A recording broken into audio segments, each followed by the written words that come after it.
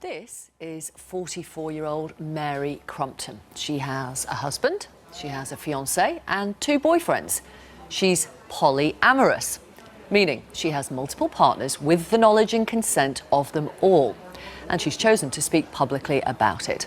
Her partners didn't want to join her this morning, so let's talk to her in her first TV interview. Hello, Mary. Good morning. So, you have 4 relationships. You live with 2 of the 4 men, Tim and John. How do you split your time? I suppose as you would in a family situation, I spend time with each of my partners. The 2 that I live with, we do all the usual things that, washing up, cooking, going out for dates, and then spend some of my time with other partners as well. You're married to Tim, you're engaged to John. Yeah. But it would be illegal to marry him if Tim's still around. Yes, exactly. In this country, I can't have a legal marriage to John. We're going to have a ceremony which will look very much like a wedding, and we'll sign a little certificate, but sadly it can't be legal because currently the law will not recognise John as a partner. Right. And what's it like, having 4 blokes? I think I'm the happiest I've ever been in my life, to be honest. Why? It's lovely, yeah. Why? I think there's a sort of support there with having more than one person, and I can share different interests with my different partners. So it might be that, I really enjoy watching football, but my husband doesn't like football, so I'll go and watch football with James or Michael.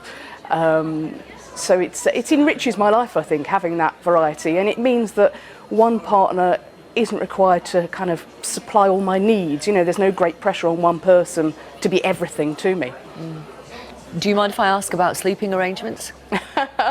I thought that might come up. My husband and I and my fiance John have separate rooms, but I sometimes sleep with my husband, sometimes with John, and sometimes obviously go around and sleep with my other partners. Does that ever feel odd, weird? Are you ever jealous? Are they ever jealous? No.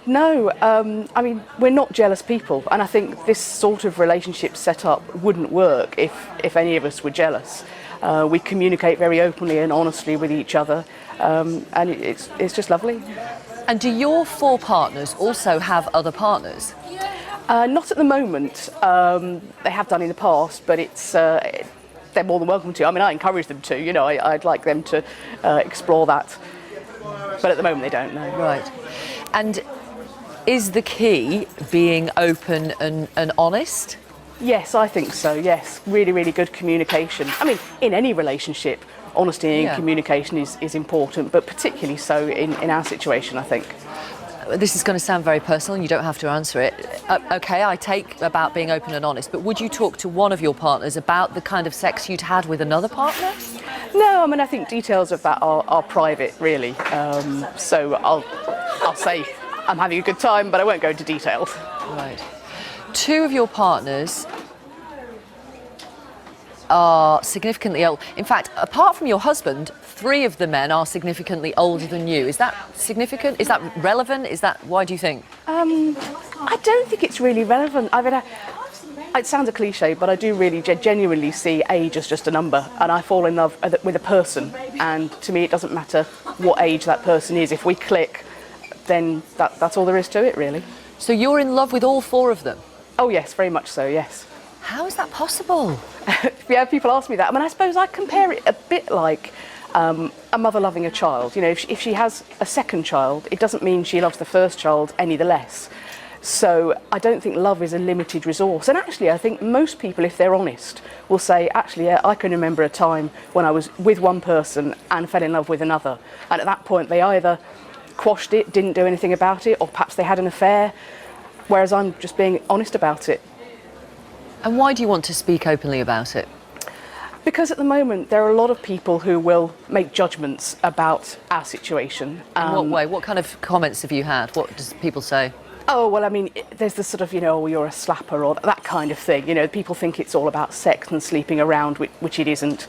And the bigger problem is that because it's not recognised legally, there are certain things that are protected in law, like if you're homosexual or a Muslim, your work environment have to accept those things and do not discriminate against you. But if I used to teach in a Catholic school, I guarantee if I'd have come out then and said I was polyamorous, I would have been sacked for inappropriate behaviour, you know.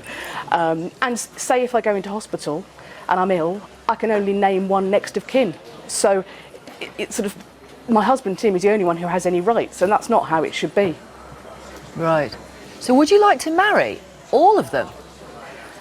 I think that's something that, if it became appropriate, I would. I mean, I got to the point with John where we both felt we wanted to make a lifetime commitment, and if at some time in the future, while the relationships go in that direction, then yes. So sorry, I interrupted, Mary, when you said you wanted to speak out because of the negative connotations, and do carry on with that. Yeah, I mean, I'd like to live in a world where people are allowed to love who they want to love without being discriminated against for that, without being judged for that. You know, we're living in a way that doesn't hurt anybody. We're very happy. We're all adults, and yet people still, there's a stigma about it. And I've been inundated with messages from people who've said, "I live like you, but I'm too scared to tell my family," or "I'm too scared to tell my employer." And people shouldn't be scared to speak out. And I've had people across the world coming to me and saying this, and that's really why we did this. You know, people say, "Oh, did you want to be famous?" No, I just want to be somebody who's willing to stand up and speak out for all the people who don't feel able to, in a hope of a world where we're free to live how we want to live. And you said you used to work at a Catholic school, and you can guarantee you'd have been sacked if you told them about your domestic setup. What job do you do now? I'm a life coach, so therapy. So you work for yourself? I work for myself, yeah, right. yeah. And actually, I mean, my clients, I think it works in my favour in that environment, because people say, "Oh, I could tell you anything, I know you won't judge." So in what I do now, it's actually beneficial to be the sort of person I am. Right. Thank you very much. Thanks for coming on the programme.